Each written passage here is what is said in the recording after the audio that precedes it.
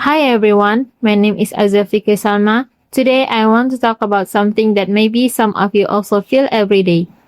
Many people in Indonesia are still confused about the economy. The news always says that inflation is decreasing, but when I go to the market with my mother, prices are still very expensive. My mother always complains about this. She said last year she could buy more things with the same money. Now she cannot. If inflation is low, prices should be low too. Let me show you the data. According to BPS in 2024, inflation was only 2.5%. That sounds low, but the price of red chili and rice actually increased. Bank Indonesia claimed monetary policy controlled inflation, but they never explain why food prices are still high. Some economists say be patient. Monetary policy takes time, 6 months, maybe 1 year. That is Friedman's theory. Here's my problem with that argument. Food is not a car. Food is not a house. Food is something we need every single day. In this video, I will argue that food prices stay high because of three problems. First, the distribution chain is too long. Second, import policy is inconsistent. Third, weak law enforcement against middlemen. Before that, let me respond to the government's argument. They say lower inflation needs time, 6 to 12 months. They also mention the Sea Highway program. I understand their points. According to FEO in 2022, the rice harvest cycle is only 3 to 4 months. If after 6 months, the price is still high, that is a structural problem.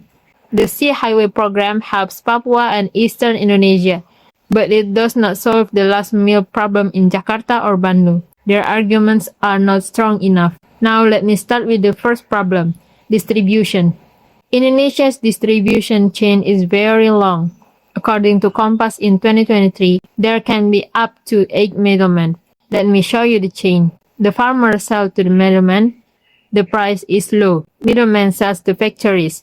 Factories sell to distributors. Distributors sell to agents. Agents sell to traders. Traders sell to you. There is 8 levels. 8 people taking profit. The price becomes double or triple from what the farmer got. The World Bank in 2019 said developed countries only have 2 to 3 levels. That is why their prices are more stable. Second problem, import policy. The government sometimes opens imports, sometimes closes them. They want to protect local farmers. That goal is good. But the way they do it is poorly managed. Let me give you an example. Garlic. Indonesia only makes 20% of what people need. The rest comes from China. In 2024, the government changed import rules. What happened? Garlic prices jumped 8,000 to 100,000 rupiah per kilogram. Blocking imports does not protect farmers. It hurts consumers. Denny Rodriguez said, this is a classic mistake of developing countries. When policy is inconsistent, traders get scared. They keep price high to protect themselves. Third problem, middlemen and weak law enforcement. In 2023, farm middlemen profit can reach 40 to 60%. Farmers only get 15 to 30% of the final price. Think about that. The farmer works under the hot sun.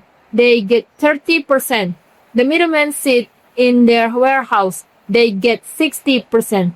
Is that fair? Koran Jakarta in 2025 said 50% of rice profit go to the middlemen. Farmers get only 15 to 30%. What does the government do? Warnings, temporary suspensions. That's it. This punishment does not scare them. In the United States, distributors who manipulate price face criminal charges and huge fine, millions of dollars. That is what Indonesia needs. Let me conclude. Food price stay high even though inflation has decreased. 3 problems cause this. Long distribution chain, inconsistent import policy, and weak law enforcement. Low inflation is good for statistics, but it does not help mother buy eggs. The government must shorten the chain, make import policy consistent, punish middlemen who manipulate price. For viewers, do not just complain on social media. Pay attention to which leaders have a real plan. Ask them questions. Push them. If people do not push, nothing will change. Thank you for watching.